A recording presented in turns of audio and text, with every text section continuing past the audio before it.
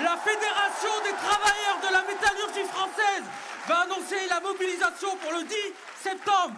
Demain, je vais annoncer la mobilisation de la CGT ArcelorMittal Dunkerque, le plus gros syndicat de France des travailleurs de la métallurgie, à la grève à partir du 10 septembre. Reconductible, reconductible. Bonjour à tous les camarades. Quel accueil! Quel accueil! C'est la première fois que je viens à une université LFI. Je pense que je vais revenir. Hein.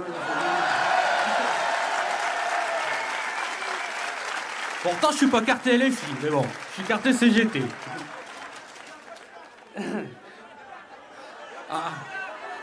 Au moins, ça prouve que je suis pas dedans. Non, je tiens à remercier LFI, remercier pour cette invitation, pour ce qu'ils font avec nous depuis septembre 2024. Je vais un petit peu revenir à ce qui s'est passé. En juin 2024, on nous a annoncé, parce que ce qu'il faut savoir, c'est que nous, nos installations, on pollue à peu près 9% de carbone sur tout le territoire français. Rien que le site de Dunkerque, donc c'est énorme.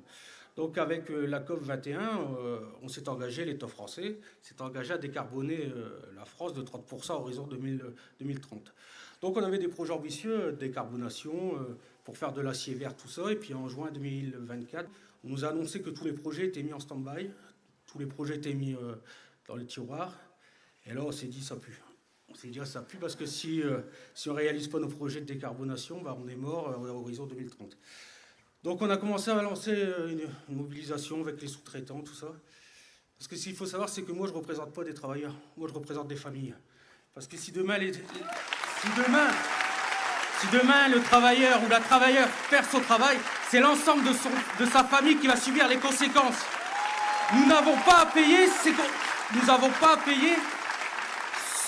cette note. C'est mort. C'est qui fabrique les richesses dans le monde du travail? C'est les travailleurs et les travailleuses.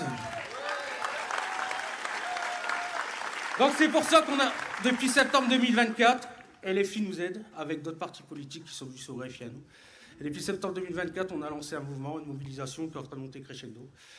Et on a fait des rapports, on a travaillé avec des économistes, on travaille, on police tout ça. Et on s'est rendu compte que nationaliser, c'était possible. Donc c'est simple, on peut faire du métal sans Mittal. Monsieur Mittal est un banquier, Monsieur Mittal n'est pas un industriel. Monsieur Mittal dégage et qu'il nous rende notre travail, notre savoir-faire. Il est venu en France pour piquer nos brevets, tout simplement, pour piller notre savoir-faire, pour le délocaliser en Inde, au Brésil. Nous gagnons de l'argent, mais pas assez pour le banquier qui est Monsieur Mittal. On n'a pas besoin de lui pour faire de l'acier, qui dégage, tout simplement. Donc, c'est simple, le 10 septembre, l'Union départementale CGT du Nord 59 a été l'une des premières à appeler à la grève et à la mobilisation.